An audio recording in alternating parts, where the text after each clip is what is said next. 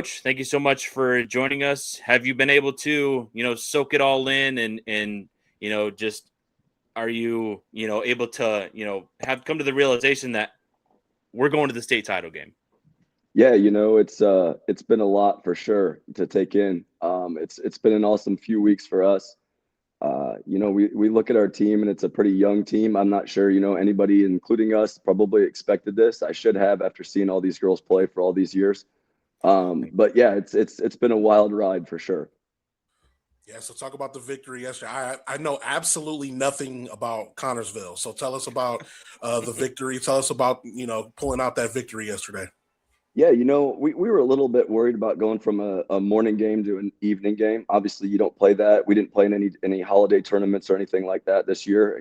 A bunch of girls play AAU, but it's kind of different. The intensity level in AAU compared to a semi-state championships, obviously different. Connorsville, I did some emailing to coaches who had played them, and they're like, every response back was, number 10 state track kid, number 10 state track kid.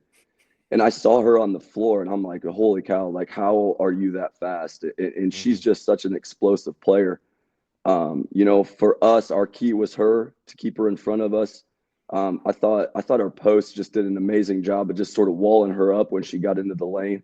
But they've got some kids, they've got a couple shooters out there. They've got a couple posts who sort of, typically Mary Blakey's for our post is one of the bigger kids on the court, and she was kind of getting towered over by those two.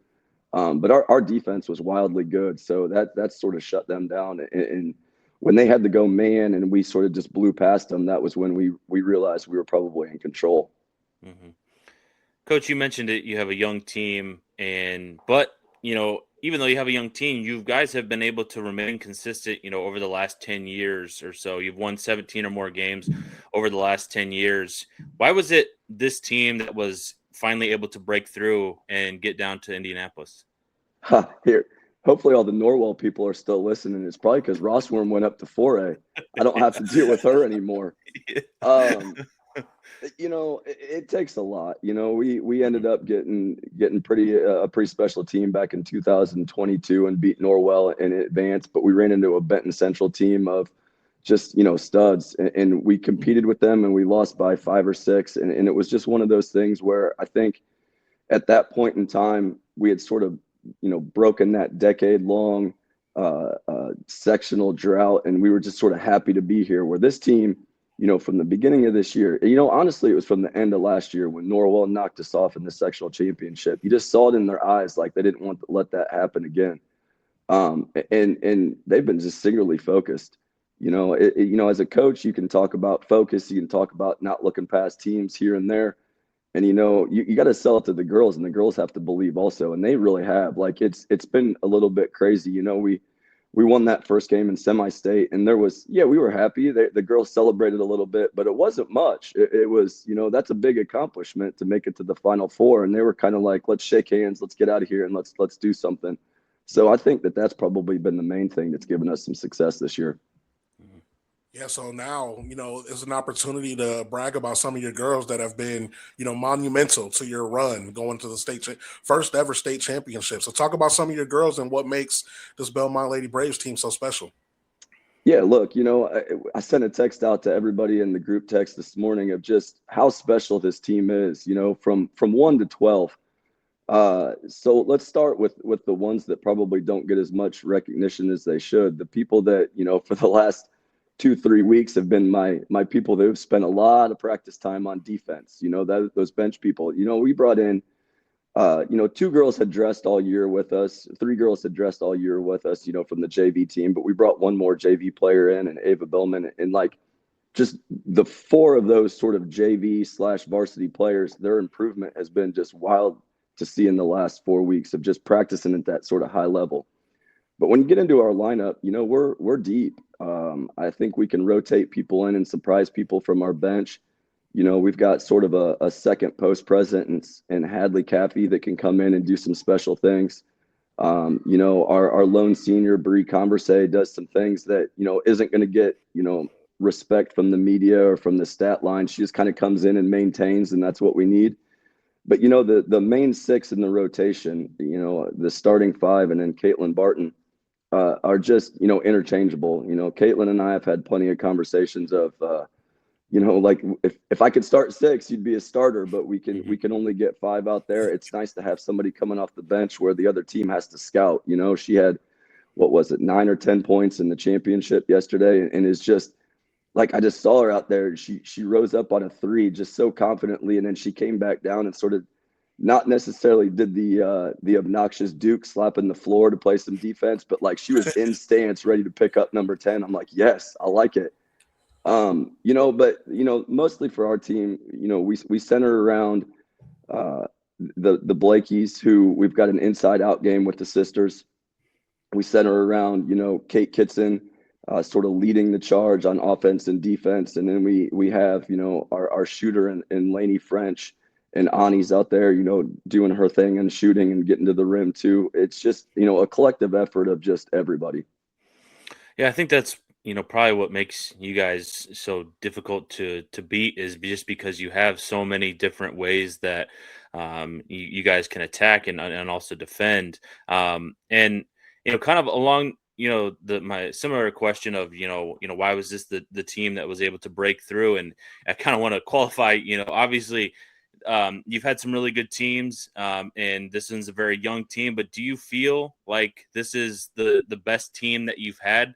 Obviously it's you could say obviously yes, because they're going to be going to the farthest that anybody has, had, if you guys have had down there.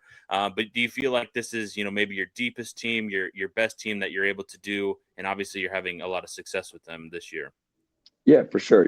I think probably that's a good question. I think this is probably the best team. Have we had, maybe better individual players? Probably. We had a girl a handful of years ago, Grace Hunter, who went Division I and played at NIU.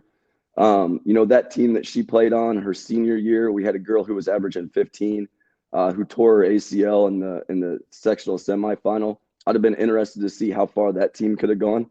But as a collective effort, like, and this is no disrespect to those teams, back in the day, because they loved each other and they played for team too. I've just never seen a group who honestly doesn't care who is the leading scorer as much as this group that we have this year. It's they celebrate everybody, and it's great. In that text I was talking about, like, I've witnessed the last somehow they picked it up where every time we hit a 3, there's people on the bench that are doing chest bumps. Like, I love that. They don't care. And it's just, I think that probably makes them more special than any of the other groups. Yeah.